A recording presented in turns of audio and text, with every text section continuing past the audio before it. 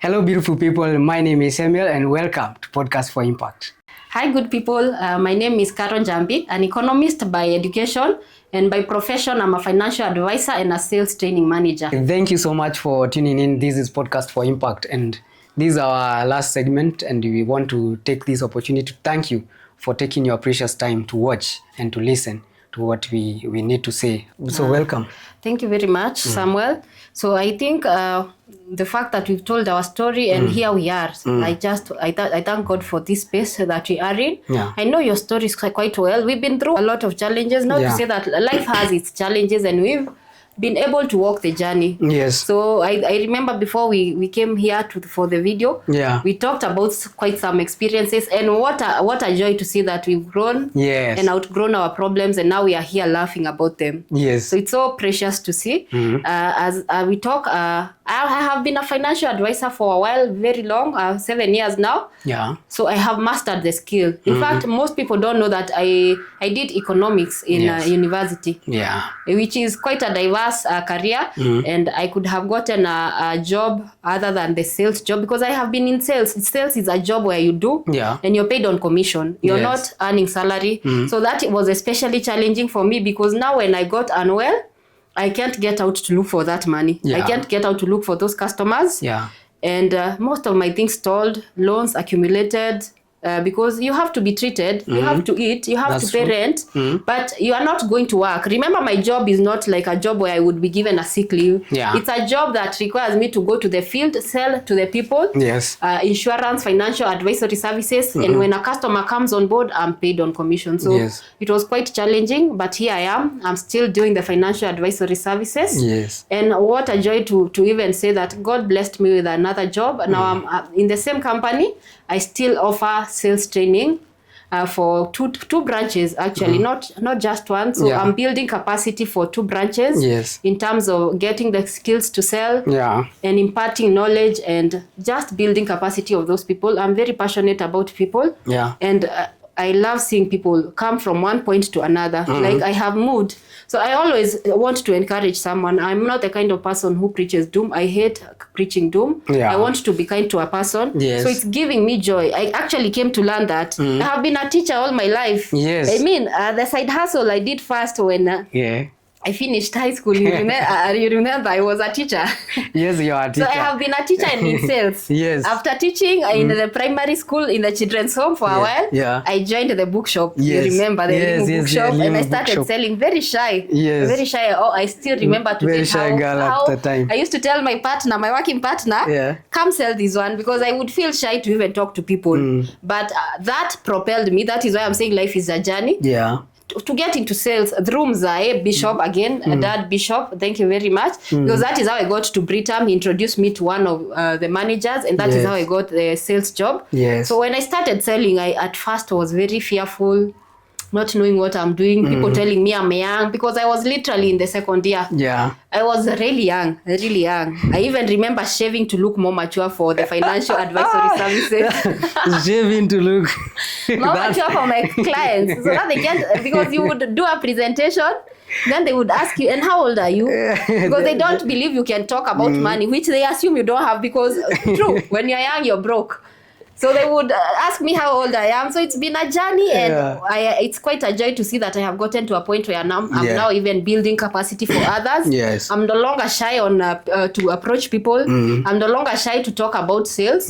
It's now something that even opened me up. When I tell people I'm introverted, they never believe it. I know you are even like, I don't know that. No, that's new. I'm introverted, but I think sales opened me to being a bit now diverse. And I love that about this personality, because when you're introverted, you can miss out on opportunities very much. You can see an opportunity bypass you because you are too shy to talk about it. That's true. But that is where I am now.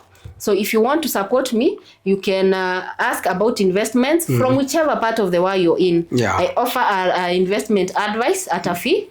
So I'll send my rate at what investment advice you would want, whichever area you want.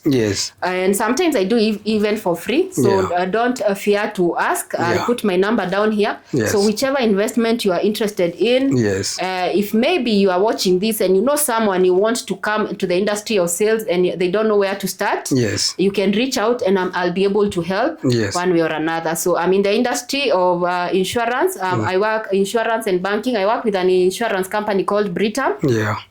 So if you want to join, I could help one way or another.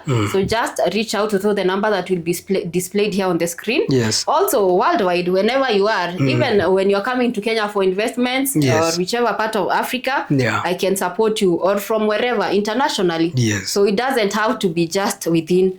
It's even diaspora people. If you're in America and you're watching this, if you're in Qatar, if you're in Doha, you know, everywhere, every part of the world you're in, I can offer the advice from wherever, because the world is digital now. You don't have to get to me for me to advise you. I can just set up a camera like we are and just give the advice. So feel free to reach out, and God bless you. Yeah, I like that. And I'm so, I feel nice hearing you say all your ambitions, and looking back how we grew up together.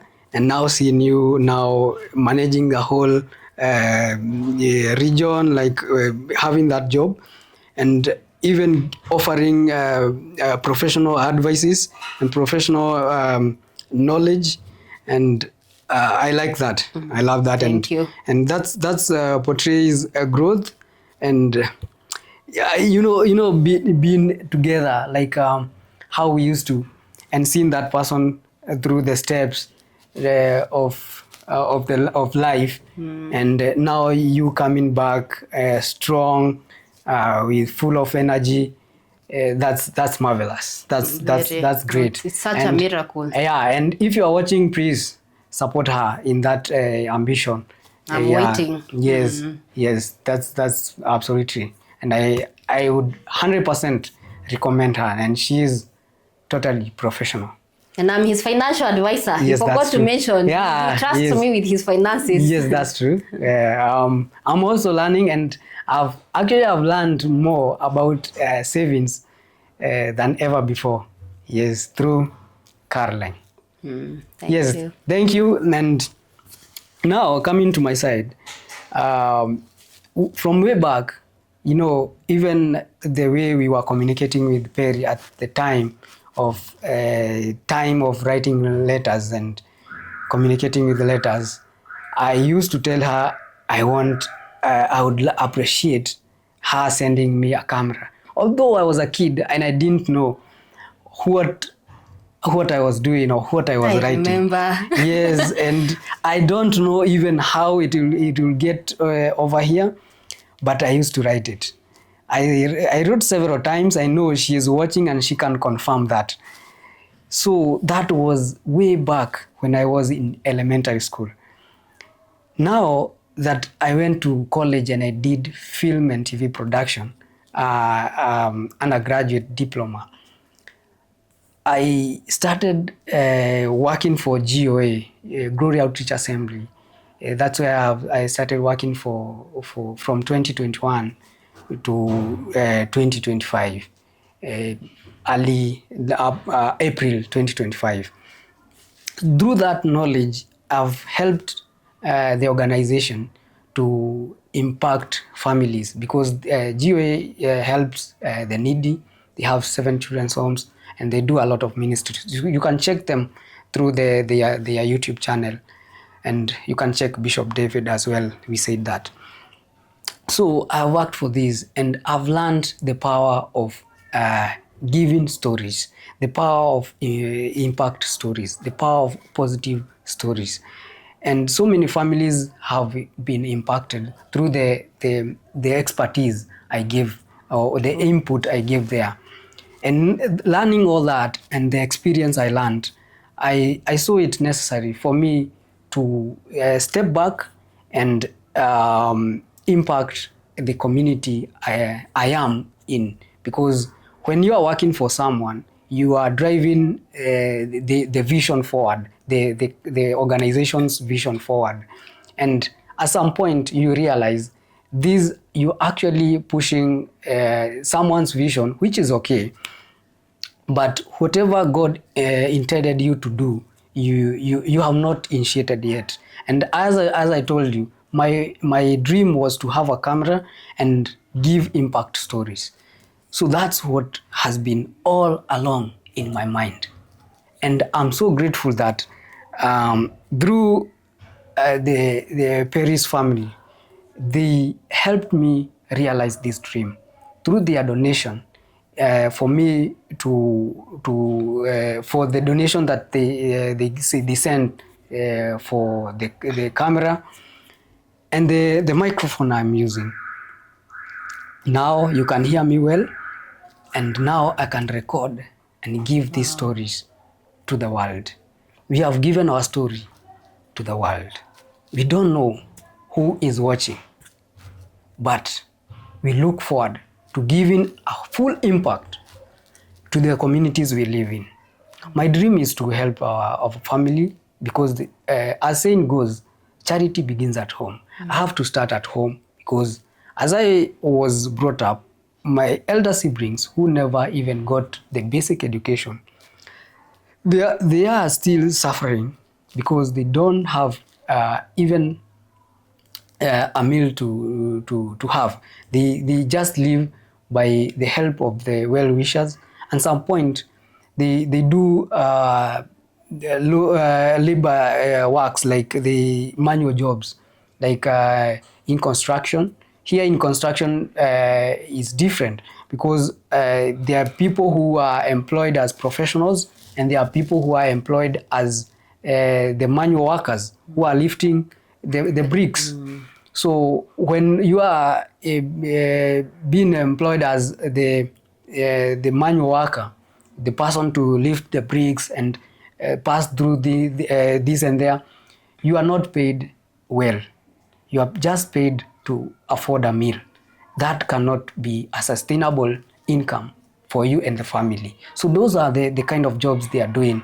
And my dream is to impact them and help them have a sustainable project, like having a motorbike. A motorbike here is very important. Carrying people, carrying luggages at a fee, and with $1,000, you can manage to buy a motorbike for someone and help them get a livelihood, or put a grocery shop where they can sell groceries and impact their families. So that's the kind of dream I have. And through that, we have a piece of land where we have been living. And my dream is to build a house there, just a small house there where we can live, because right now we don't have a better house. As I can show you in the pictures, the place is very, very, the place looks bad. It's not a good place to live. The place is cold. When it rains, it's wet. And at least somewhere we can host a guest. Right now, my elder brother Daniel, that's where he lives in. And my dream is to have a better house for him. As you can see in the pictures, a better place. And at the corner there, we can have a grocery shop where he can be selling and having his income, as well as an income for the family through the investment. So that's the kind of dream I would wish you guys to help me push forward. With a total budget of $10,000, you can be able to fund the whole project of building a semi-permanent house or a tin house and a grocery shop for sustainability project. You can do this through contacting Perry for our bank details. She will show you how you can send your donations. So thank you guys for being there at this particular time to listen and to see this go through. I'll give the whole accountability for these donations and how they have been. As you can see, Perry gave donations for the microphone, and now you can see we are using it for podcasting. Mm-hmm. And the camera, you can see that's where we are recording. So there's nothing going to waste.